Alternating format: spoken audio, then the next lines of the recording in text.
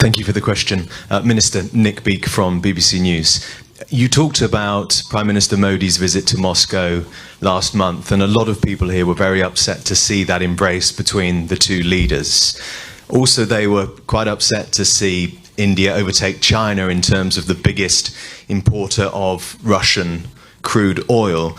And also, they say they're disappointed that there hasn't been an explicit condemnation of the full-scale invasion of Ukraine. So, in light of that, I'm just wondering whether you had difficulty today persuading President Zelensky that India is not favouring Russia, but is indeed pursuing a policy of non-alignment.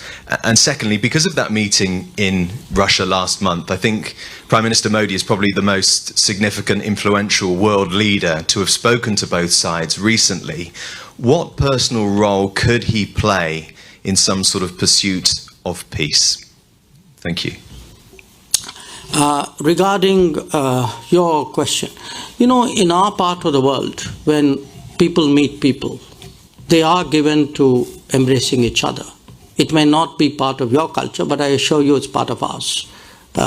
So, in fact, today I think I saw the Prime Minister also embrace President Zelensky, and I've seen him do it with a number of other leaders in a number of other places.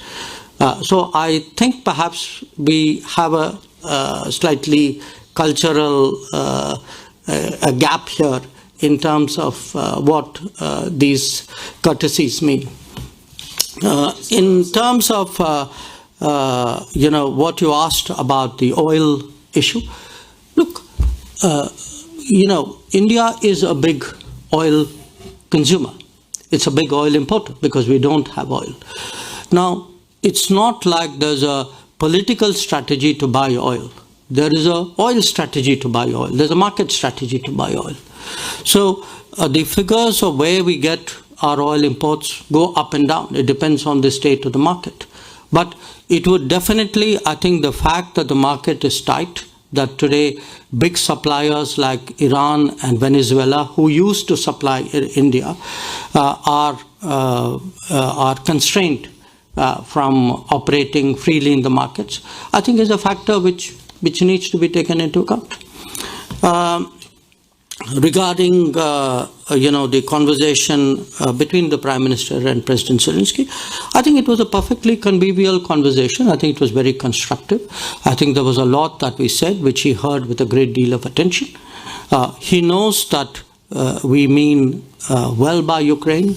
He knows that, you know, we are today you know, very, very keen that this conflict should come to an end.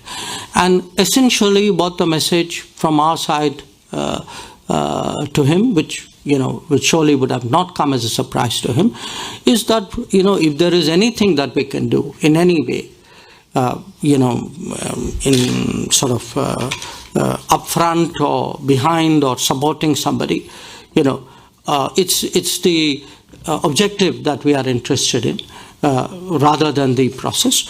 We are willing to do whatever we can because we do think that the continuation of this conflict is terrible for, obviously, for Ukraine itself and for the world as well.